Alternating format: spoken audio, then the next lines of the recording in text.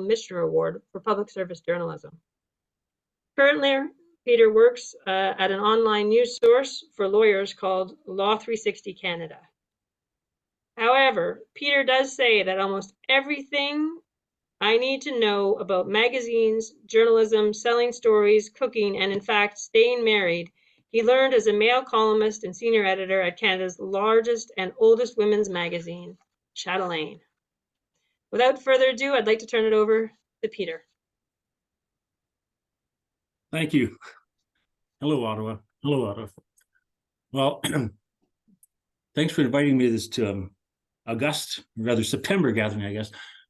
Not at all. I was intimidated by sitting here listening to you write about all the books you people have written and the ones you're working on and the publication deals you've had. I was intimidated before I sat down here, and now I'm thinking, was this the right thing to do? But it was. Did I heard somebody say they were talking about their 21st book? I think that's correct. I've not done any books. I've not written any books. I've been a newspaper and magazine editor for a long, long time. Sitting here, I think, listening to your discussion before the meeting, what a group you have. You should be so proud of it. And I think it's raised my performance bar a little bit. So that's good.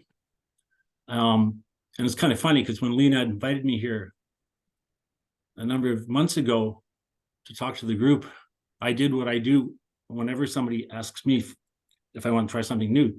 I say, sure, I'll do it.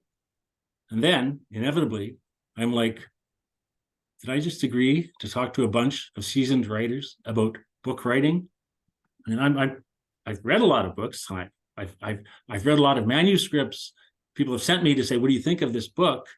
But you know, you people have accomplished so much. And so what can I tell them? And then I thought, hell with it. I'm going to do it. I'm going to do it. So this has been a lesson for me, and I keep learning it. I've done this almost all my life. It's like an approach avoidance thing. I get asked to do something new. 100% of the time, I say yes. And then I think, oh, I shouldn't. I don't know I have no idea what I'm doing. I have no idea what I'm doing. And then 100% of the time, I mull it over and I go through with it. And it maybe it's self-perpetuating. It always turns out to be a positive. I'm talking about, name it, go to Burning Man, jumping out of airplanes, walking across hot flames. I just say yes to until I can't. And in my over 4 decades of working as a journalist, I've never regretted doing something new. I've never regretted showing up someplace. It's a recurring theme of my work, and I think it makes my work better. It certainly makes my life richer. And it might be the most important thing I talked to you about tonight. So I'm 65. I've been working as a journalist since I was 21. I aim for new experiences as often as possible. And I'm not about to stop now just because I'm 65. I mean, there's other people in my class from my school that are retired, and I don't know what they do all day, but I still feel my best work is ahead of me. And the only way to do it is to try new things. I also heard once, well, from his niece, actually, heard Robertson Davies started doing his best writing after most of his family started passing away, because then he had a little bit more access to their memories without being contradicted. And when you're the youngest of 10 like me, you have 9 people watching every move you make. It's the hardest audience in the world. So anyway, I do like taking new chances. I want to do new things. I want to start this presentation like I've never done one before either. I was thinking I want to start it off with a bit of a, let's say, a prayer or homage, if you will. I've never used that word before. Homage to 2 things. First, Hollywood writers. They've been on strike since May. These are people who've made our world so much larger. And I hope they come out of the negotiations in a better place and have the respect of the world that they deserve. These nameless people, one Hollywood writer, I mean, these nameless people have come up with things that have changed our lives around. We didn't even, like the first person who wrote the words, "What's up, Doc?" or "You had me at hello." Who wrote that? I wish I'd written that. one of my favorite scenes in a movie. I'd love to know who wrote it. Wouldn't you like to be friends with a genius who wrote the lines that the senior citizen woman says to the waitress after Meg Ryan fakes her orgasm in the restaurant in Harry Met Sally? And what the woman says, and she's like my age. Of course, when I saw her, I thought she was an old lady, but now she's my age. This is what she said. She says, "I'll have what she's having." Brilliant writing. The Hollywood writers just don't get the credit they deserve. That woman was director Rob Reiner's mom, by the way, in case you didn't know that. And yeah, it's all about the writing. And I wanted to say one more thing before I got really underway. And I want to dedicate this presentation to my nephew, Paul, who he died a month ago here in Toronto. He's 46. He was a musician and a teacher. In the last few months of his life, he started writing science fiction. I'm going to try to figure out a way to get it published.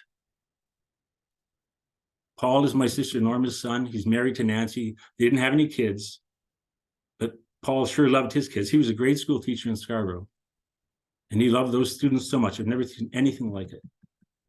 He was 6'7". He weighed more than 300 pounds. He played the classical trombone like an angel. And every year, for the last 10, it ended when the pandemic arrived. He had the nerve and good sense to invite his uncle, me, to do an annual presentation of his school. And so Paul and the students eventually called it Uncle Peter's Media Studies Day. And it was all about how much fun it was to read and write for a living. And I hope it inspired some of those young kids. I know it inspired me. And sort of now I'm morphing it into you folks. Welcome to Uncle Peter's Media Studies Night. So here's to you, Paul. I'm going to miss him like crazy. I'm glad I got through that without crying because I didn't think it was going to happen. So anyway, given that, I'm not going to try to tell you people how to write better. All I'm going to do is tell you a bit about my life in journalism. I might be the oldest surviving full-time magazine editor in the country. And I've picked up over the years a couple of writing survival tips. Strategies for keeping going when all the forces of the universe are saying, Peter, put your pen down. There's no money in it. What's the point? I felt like that many days. I'm sure you have too. I felt, and I've developed a couple of inherent strategies that I hope they help me. If they help you, great. Because the world needs more. The world needs more and better writing. And you know, given social media, popular trends, or something's arguing against it, and we have to take a stand, and we have to keep working at it. And I want to start with why I'm here in the first place. I've known Lena since I was quite young. When I grew up in Sudbury, we had a pet dog, and it was named Casey. And up the street from us lived two girls younger than me. They were little. They're almost as big as Casey. He was a St. Bernard. And they used to come to our house and take Casey for. And they're more diligent Casey walkers than anybody else in my house. And Lena and Nancy were such diligent Casey walkers, they kind of became sort of our family. And though I regret it now, as we grew older, I didn't stay in touch with them as much as I should have. But about 20 years ago, when I was at Chatelaine, Lena, bless her heart, got in touch. We've been back and forthing since. And then she told me about your group. And she suggested I read Ottawa Rising. I got Ottawa Rising. I did not know what to expect when I opened Ottawa Rising. But I wrote on Facebook to Lena after I read Ottawa Rising. I'm going to read what I wrote. Ottawa Rising arrived in my mailbox today, and I've only read part of this collection, but my God, woman, Lena, Ottawa Rising is one eye-opening, laugh-evoking, tear-rendering story after another. Congratulations. From Germaine Durapaulta's sparkling reflection that starts with her getting busted for sleeping under a tree in Experimental Farm, to the Barbara Florio Graham essay on the Aga Khan Center in Ottawa, rather. These pieces cast a sparkling light on a city I thought I knew. Norm Rosalind's short story about the con man outside the bank could be a Netflix movie. What I know about poetry couldn't fill a thimble, but Janet Ann Kennedy's What I've Always Meant to Be was just delectable. I'll shut up soon, but not until I extend my sincere congratulations to everyone who had as much a finger in the production of this collection. And now I see you guys. I see you, all the smart people putting so much brain power and effort into projects like this without being motivated by so much as a ruble. I mean, because and of course I have a soft spot in my heart for the editors of the world. It appears Lena conducted the orchestra with grace. Take a bow. Your writer Peggy Lehman, who penned Here in Spirit, would agree. George, that's Lena's older late brother, who I used to be friends with in Sudbury, passed a few years ago. He would be beaming about this. And that was my take on Ottawa Rising. And then after that, Lena said, I might have this opportunity to come talk to this group. And I thought, I get to go to Ottawa, my ancestral homeland. My dad, a long time ago, was born on a farm in a place called Corkery, near Elmont. We're Irish Catholics. We were very good at making more Irish Catholics. So your part of the world, you swing a catch, you're going to hit somebody with Carter DNA. One of my earliest memories is attending a funeral at Kelly's Funeral Home on Richmond Road in Ottawa. One of my dad's old uncles had died. And I recall being just tall enough to see into the open casket and see that uncle, whoever it was, still had his hearing aid in. That, my friends, is good morticianing. I say that because one of my daughters became a funeral director. Told her about that. She agreed. She said, a good undertaker can add unexpected grace notes to their work, just like writers and musicians. And sometimes those grace notes that will make your work immortal. I will never forget Uncle so-and-so's hearing aid. It's the kind of thing a writer would put into a story. Well, some mortician put it into real life. Long later, I decided I want to be a writer, so I thought I'd follow in the footsteps of people like Robertson Davies and Ernest Hemingway and Orwell and Steinbeck, and I want to be a reporter. So I found myself at Carleton. And now I'm wondering if anybody in this room was there when I was, but I think you're all younger, so I doubt it. But I went to Carleton, and the first story I ever wrote was about the closing of I think the Grads Hotel in Centertown. And I went to court for the Ottawa Citizen on the sentencing of a young convicted murderer, and I felt like I've never been in a situation like that. And again, it's what journalists let me do, go in situations I've never been in before. I thank God almost every day that when I lived in Ottawa and spent way too much time at the Chaudière, that it was long before Facebook. I'm very happy to have dodged the Facebook bullet. Yeah, we people who went through adolescence before social media came along, that was a real gift. Yeah, so I've been in the magazine business in the golden age when magazines were fat, lots of ads, lots of travel budgets. I think Chatelaine comes out 6 times a year, and I wouldn't be surprised if it's almost all online now. But so I picked a very good year to be born. I picked a very good year to be born. I had very good choice in my parents too. They encouraged me. They believed in positive reinforcement, and my timing was great. Because even though I don't get to Ottawa, we get to do this on Zoom. And I think we forget how freaking wonderful Zoom is. This is the way I get up in the morning, folks. This attitude of appreciation for what is going on in our life at this time. And it informs my work as a writer and editor. It's self-perpetuating. I just started my recent full-time job. My most recent full-time job, where I work now, Law 360 Canada, is a newspaper for lawyers. I started there about a year and a half before the pandemic set in. I've had 12 staff jobs since university. I got fired from 6. I quit 5, and I don't know what happened to 1. But this is maybe my last one, Law 360 Canada. But a year and a half before the pandemic started, I went to work. I went a Monday, second week in March 2020. I went into a conference. I came from the conference. My boss heard somebody at the conference had been diagnosed with this strange disease. He said, maybe it'd be a good idea if I went home for a couple of days. Going home for a couple of days sounded like fun, didn't it? So the next couple of years, went home, stayed home. 3 years and a few months in, and here we are. But when I got sent home in 2020, there was no Zoom. There wasn't. It's hard to believe. It's just 2020 is like 2 weeks ago for me.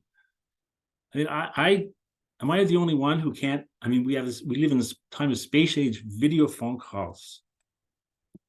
There's Facebook, FaceTime, WhatsApp, whatever we're talking about, we take for granted. We're living like the Jetsons, and other writers' inventions, the Jetsons. To be living in a time of miracle, like Zoom is a wonderful gift. Have you ever tried? I mean, I sound like I'm high, like I've smoked some pot or something, or I feel like, the gods must be crazy, kind of wide-eyed. I really like this. I have a neighbor here in Toronto who migrated to Canada during the pandemic. He's my age. He's Chinese. He knows as much English as I do Mandarin. We regularly have conversations via Google Translate. Google Translate, it's not an app. It's not a thing you have to download. If you can use Google, you can talk to anybody, anywhere in any language you want, including Latin and Esperanto. It's a miracle. Another neighbor of mine travels the world on business. He showed me last week an app he has on his phone that does simultaneous translations for any language he needs. And I don't think I'm the only one who thinks these are the best developments in human history, because one of the reasons I went into journalism school, I'm serious about this. I grew up in the 60s and 70s during the Vietnam War. Before that, people didn't see war. Nobody, true fact. Nations have been going at war forever, but nobody had it in their house. War was fought on the front lines. My dad grew up in Corkery. He never saw war. He saw some movies later in life, and the movies reels. But my mom never. A few of her uncles went overseas from Cape Breton. In fact, my uncle Walter Scott McFarlane was a poet and one of my many role models, and he composed a ton of poetry when he was away fighting in France.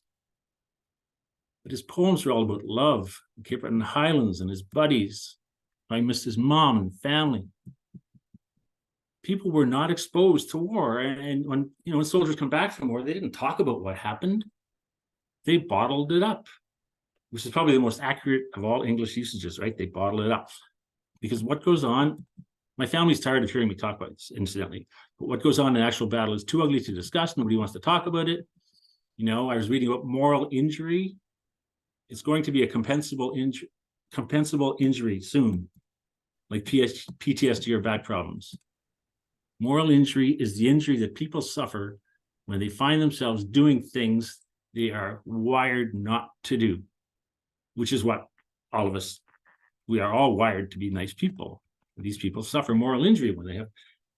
What I'm saying is, like, writing is the cure for this. Writing is the cure for this in many fronts. We're finding out more about the war. It's good that we had the war put in our face. We know what's going on. We have these people from other worlds brought into our living rooms. And at Sunnybrook Hospital here in Toronto, they've done some research into war correspondence and PTSD. And war correspondents don't suffer from PTSD as badly as other people who are involved in war. And although we don't know this part for sure, we know that part for sure, we don't know this part for sure. Why don't they suffer from PTSD as much? Because they write it down and they talk about it, but they write it. Soldiers and cops don't.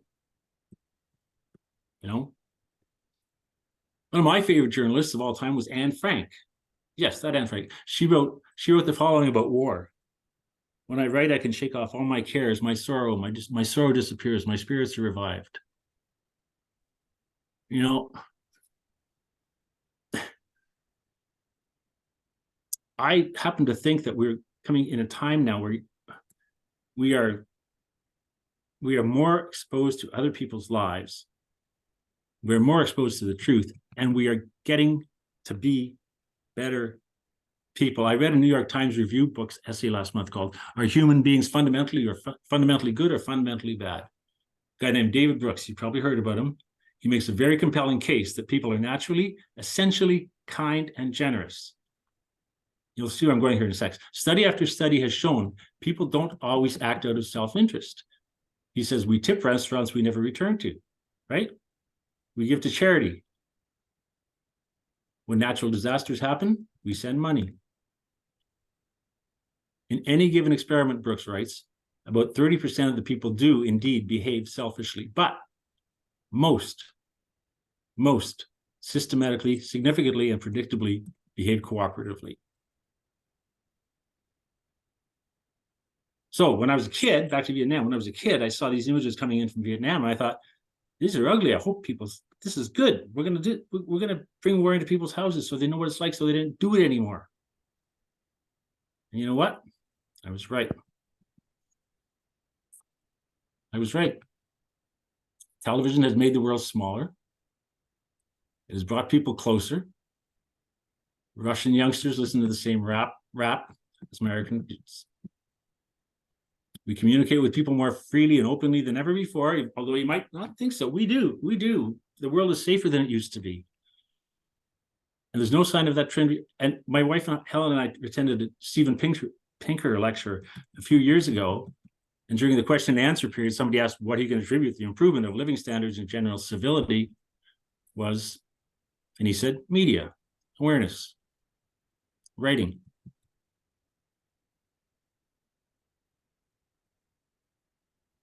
My mom in Sudbury, Lena knows her actually, knew her, raised not to have, we weren't supposed to have jobs, we were supposed to have vocations, okay? We're supposed to do something to make the world a better place. My parents saw writing as a divine gift, something to be used for good. Most of us learned how to read before we went to school. Writing was rewarded in our family like home runs are in other homes. My Uncle Walter, the poet, was a saint. This is all, somebody said, I'm not the man from Glad, I'm the man that is glad. And it's not something that I have much control over. It's self-perpetuating. If you become the guy who always sees the bright side of things, you live up to the reputation, and it's not a bad thing. You know, we know writing is good for our health. Google it. It's been shown to improve your immune system, good for your mental health. There's all kinds of evidence. I won't go into it. Google a psychologist named James Pennebaker. He actually proves that people's white blood cells start replicating more quickly in response after they write, after they journal. After they journal. It's writing. Too much drinking is bad for your health. We know that. Writing is good for your health. Yes, by any measure. It's good for your health. And it's like exercise. So I want to quickly tell you about one place that I've had such living proof that it's good for your health. For the past 7 years, I have led a writing workshop at a local drop-in center in Toronto called Our Place, a Community of Hope. It's a place for people with mental health issues. And of all the projects I've ever overtaken over the years, of all the trips and the stories and the bylines I've had, I will tell you that working on writing with these people is the single most rewarding endeavor, journalistically, that I've ever had in my life. This place is a human display case of mental health treatment program. These people have been locked wards, they've been incarcerated. At least one regular guy had a PhD, one's a former professional journalist. I started there as a volunteer. Then the director said, I heard you're a journalist. Would you do a journaling workshop? And I said, what do I know from journaling? I'm a journalist, but But then the group started, and I started handing out books, asking them to make weekly entries. If I were part of the Ottawa group, or if I had the infrastructure of your group, I'd probably have published some of this stuff by now, but it was just shoestring and remains to be. But I remember one young woman who was raised by Roma immigrants wrote about being a kid exploring the laneways in downtown Toronto at night. And she contributed a moving tale about how she, as a 5-year-old, set a neighborhood garage on fire to watch it burn. But then when the authorities arrived, she was so proud of her reporting. The fire truck rewarded her for reporting the fire. They gave her ice cream while she got warm in the back of the cop shop waiting for her parents to arrive. This is a woman, if you saw her on the street, you might give her a wide berth. Don't look so good. She wrote a poem that began, "When I reached the end of my rope, I realized my feet were touching the ground." One other writer wrote about her journey through the psychiatric system and how her meds became the best friend and enemy at the same time. And then we talked about all the other important lowercase w writing that we do every day. Facebook messages.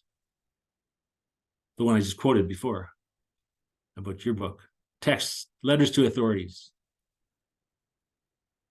Pouring your heart into a poem or memoir is healing, but so is the all more important writing we do. Texts to your son when he's thinking he can't stand it anymore. This is a tough writing, and this is what we talk about in our workshop, writing on the fly. We're talking about writing appeals to save your pension check, writing to convince a landlord to let you stay on a month longer. If this isn't important writing, I don't know what is. This is writing that can save your life. Or make it immeasurably better. 32 years ago, my wife and I, Helena, composed a letter to the Children's Aid Society, painting a picture of our family so we could adopt a child, and it worked. We wrote it okay. The little writing we do is as important as the big writing. And the group that I have, I wish you could all come and visit. I send out online links. We love visitors. We love guest visitors. And we have one rule, with a few rules. One rule is no criticism in that writing group. They get enough criticism outside. They won't get it in my group. And even ever since I was a little boy, I've always known positive reinforcement works better than anything. It works better for writers too. I mean, I when I edit magazine stories, I can't tell people what they have to do to fix their magazine story without going in to what they've done right. You can't. One writer said to me once, as I was telling him about editing the story and going over the story, he said, start with because you're going to tell them, oh, it's good. And he said, start with the but. Don't just go through, I love your story and your prose things. Start with the but. And I said, can't do it. That's not going to work. I've been editing a long time. I know it works. It works. Positive reinforcement works at every aspect of your life. Punishment does not work. I work in the criminal justice system now. Punishment does not work. One more thing about my writing group. I heard last year, somebody else in the organization came back to me and told me that one of the guys in my writing group, in another context, said, Peter's writing group is the only thing that keeps me alive. You would be thinking about suicide otherwise. I don't know how many times you get that in your life. You hear that about your work, right? Peter's writing group is the only thing that keeps me alive. If I don't do anything else with my life, I know I've done okay with that. So it's so gratifying, more gratifying than the Governor General's Award, or writing a column at Chatelaine, knowing some guy needed a hand and writing gave him that hand. Writing group gave my hand. I'm very proud of that. I mean, I had a dream job at Canada's biggest magazine. It's working at Chatelaine. You don't have to say the word magazine when you introduce yourself. You say you work at Chatelaine. Everybody knew it. I've been a lot of places. I've seen a lot of things. My job has taken me around the world, various magazines I've worked for. Nothing like the writing group. Nothing like the writing group has reinforced in me the value of the pure medicinal, psychological, miraculous value of writing as a journaling, working with messages that are focused, helping people get through just by writing. I didn't know that would come to this. I'll tell you, they're a tricky bunch, easily triggered. So every Friday is like walking across a tightrope without a net. And I'm not going to take up too much more of your time because but when I talk about these people, they're so easily triggered. What happened was, in one situation last year, somebody said, Peter, did you ever want to be a war correspondent in the group? Right? Somebody said that. And I said, of course. Most young journalists want to be war correspondents. That was the end of the war correspondent discussion. No more words were said about it. Before I could elaborate, one of the group members, an Italian immigrant who'd seen war, her life could have been a Fellini movie. She stood up and yelled, all this talk of war, killing and violence, I can't stand it. And she stormed out. This is my audience in this group on Fridays. You think people have to be politically correct? I mean, this group, here's the beauty of it. On Fridays during my group, I don't think there's a time when I have to choose my words more carefully. And that's all we do, right? That's all we do. It's the only thing that separates you from non-writers. Y'all look like normal people. Y'all look like your regular people. But you're different because you select words before you put them to work. You size them up. You predict what mischief they will cause. You set them free to do that mischief. Most people, and I will say this with confidence, choose selections from the menu with more care than they choose their words. So you should walk proudly because of what you do with words. And you know how powerful they are. They've saved that man's life. I know I could have used the wrong words.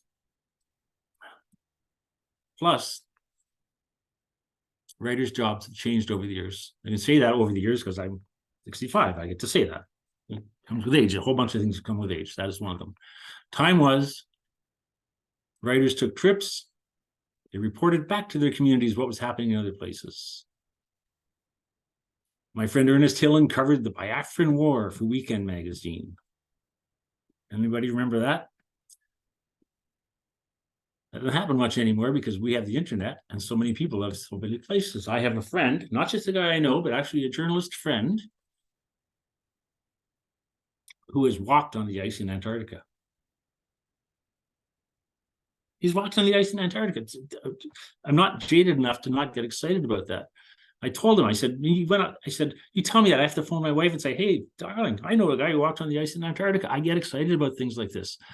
You know, there was a time not very long ago, I know this because I worked in travel magazines in the 80s, when most people in this room wouldn't have known what a Machu Picchu was. I joked with Helen the other day and said if this presentation of the Ottawa writers had happened a month ago, if I referred to the Burning Man in 2016, that's when I went with my daughter, I would have had to have said Burning Man, an arts festival that takes place in the Nevada desert every summer. You all know what Burning Man is now. So I think writers have to tell people not what they see out there, but what they see in here. What they have in here. Right? There's lots of good. I'm a judge in a lot of journalism contests in this country, magazine journalists, online journalists. I do a lot of judging of journalism. It's so much better than it used to be. Journalism is so much better than it used to be. I'm glad I'm not competing with the young people now. They're doing such great work. I give you lots of examples, but we're all doing the same thing, and we're bringing in. We are finding that we are writers now more than ever, because we're reporting what's going on in here more than what's out there. We were Zen masters. We were more mindful. Writing is mindfulness. You are acutely aware of your thought processes. It's not like reporting on a hockey game. It's like, in fact, like nobody else in the, well, maybe some Tibetan monks work as hard at this as anybody else, to be in charge of your thought processes, to be in charge of your bodily rhythms. You read and spike, you write, and I hope speak accurately, choosing words with as much precision as Tiger Woods chooses a golf club. I don't know sports. I don't know. We always speak accurately. I used to do some teaching and offer students bonus marks for catching me out each time I used a cliche or an inaccurate phrase, such as "nobody likes Nickelback." It's easy to say that because it's dead wrong, because I know I like Nickelback. Not all Nickelback, but non-writers can use inaccuracies. Mere mortals, they can use inaccuracy, but we can't. We separate ourselves from others by very simply selecting which words they're going to use and not letting others do a lame-ass job of it for us. And we never get a day off.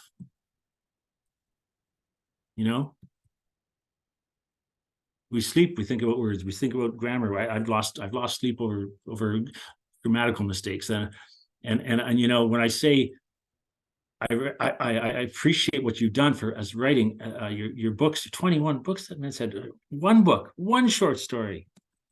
I appreciate that.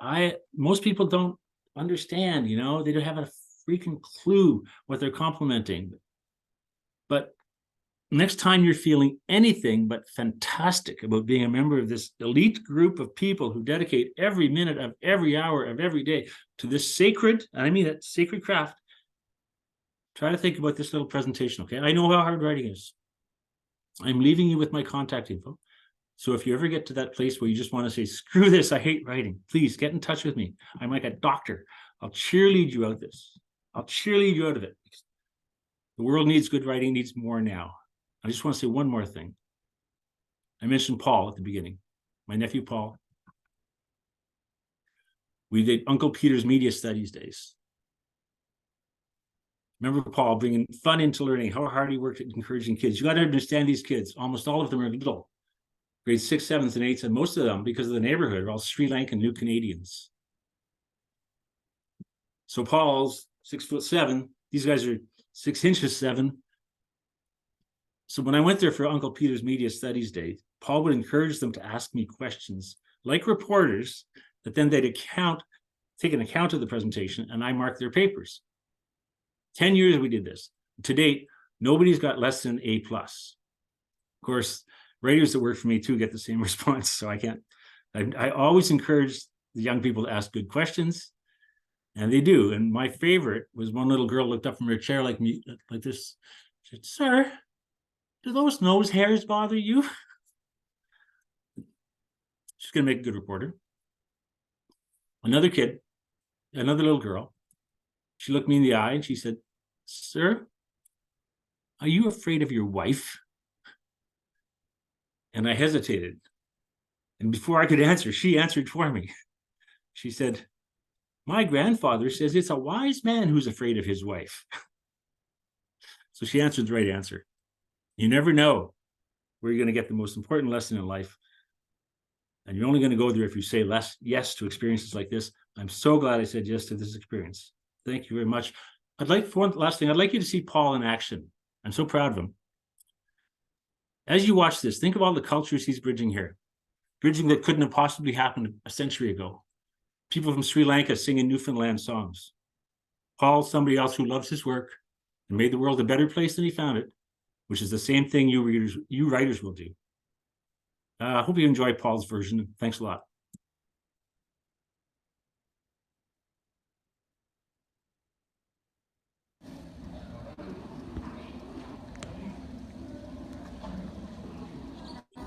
That big guy is Paul, everyone.